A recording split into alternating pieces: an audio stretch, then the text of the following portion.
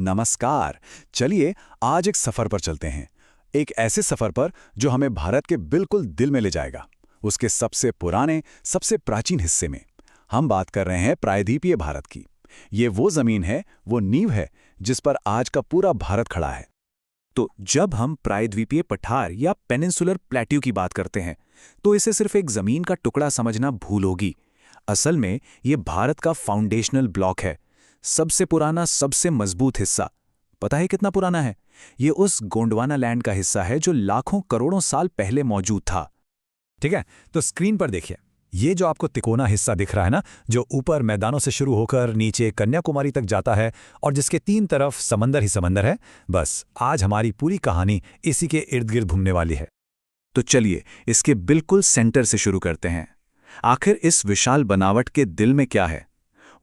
ये एक बहुत बड़ा ऊंचा उठा हुआ इलाका है, एक टेबल लैंड जैसा। और समझने के लिए हम इसे दो हिस्सों में बांट सकते हैं। इसका ऊपरी हिस्सा है सेंट्रल हाईलैंड्स।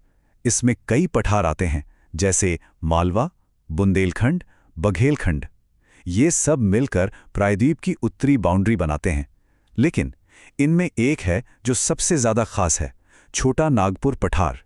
इसे यूं ही भारत का मिनरल हार्टलैंड नहीं कहते। सोचिए, यहीं से वो कोयला, वो लोहा और वो सारे खनिज निकले जिन्होंने भारत की इंडस्ट्री की पहली ईंट रखी थी। अच्छा, अब पठार के बीच में से निकलकर इसके किनारों पर आते हैं। जरा पश्चिम की तरफ देखिए, यहाँ एक लंबी, बिना टूटी हुई पहाड़ों की दीवार सी खड़ी है। इसी को हम सह्याद्री या फिर वेस्टर्न घाट्स के नाम से जानते हैं। और ये दीवार इतनी जबरदस्त है कि अरब सागर से उठने वाली मानसून की हवाओं को सीधा रोक लेती है।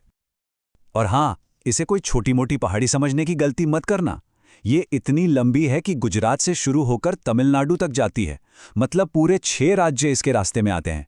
इसी से अंदाजा लगा लीजिए कि ये भारत के लिए कितना जरूरी ज्योग्राफिकल फीचर है। ठीक है, वेस्टर्न घाट्स तो देख लिया, अब जरा ईस्ट की तरफ चलते हैं। और यहां आते ही कहानी पूरी तरह पलट जाती है। ईस्टर्न घाट्स वेस्टर्न घाट्स की तरह कोई एक लंबी दीवार नहीं है। ये तो टूटी फूटी पहाड़ियों की एक चेन जैसी है। और टूटी क्यों है? क्योंकि महानदी, गोदावरी, कृष्णा, इन बड़ी बड़ी नदियों ने लाखों सालों में इसे काट काट कर अपना रास्ता बना लिया है। तो इन दोनों में फर्क क्या है? जमीन आसमान का। एक तरफ वेस्टर्न घाट्स हैं, लगातार ऊंचे और एकदम खड़ी ढलान वाले, और दूसरी तरफ ईस्टर्न घाट्स, टूटे हुए, कम ऊंचे और जिनकी ढलान भी बहुत हल्की है। और इसी फर्क की वजह से वेस्ट का कोस्ट यानी तट संकरा है और ईस्ट का तट चौड़ा है। तो अब सवाल ये उठता है कि क्या ये दोनों जो इतने अलग हैं कहीं जाकर मिलते भी हैं? जवाब है हाँ, बिल्कुल। साउथ में एक बहुत ही स्पेशल जगह पर इनका मिलन होता है। ये जगह है नीलगिरी की पहाड़ियां। इसी जगह पर वेस्टर्न और ईस्टर्न घाट्स आकर मिलते हैं। और ज्योग्राफी की भाषा में इसे माउंटेन नॉट यानी पर्वतीय गांठ कहते हैं। मतलब एक ऐसा कॉम्प्लेक्स जंक्शन जहां कई सारे पहाड़ आकर एक दूसरे में उलझ जाते हैं।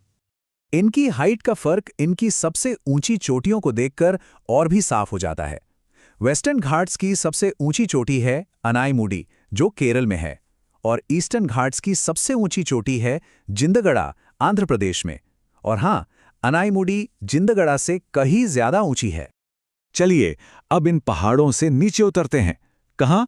उन समतल मैदानों की तरफ जो समंदर के किनारे बसे हैं, यानी हमारे कोस्टल प्लेन्स।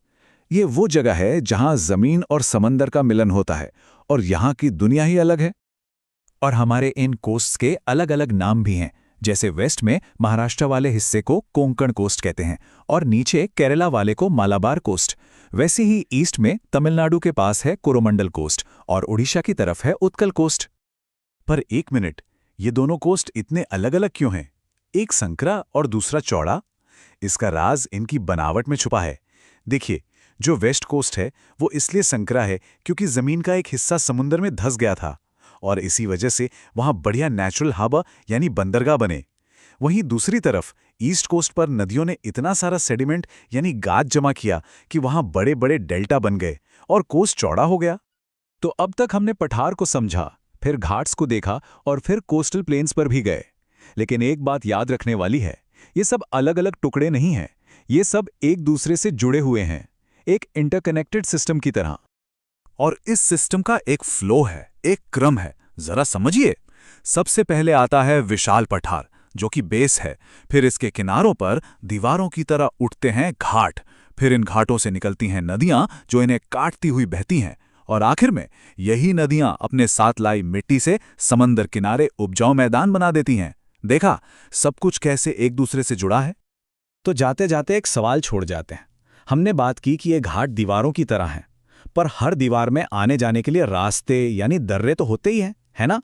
तो सोचिए इन घाटों में जो गैप्स हैं, जो दर्रे हैं, उन्होंने सदियों से भारत के इतिहास को, यहाँ के व्यापार को और लोगों के आने जाने को कैसे शेप दिया होगा। इस पर सोचिएगा जरूर।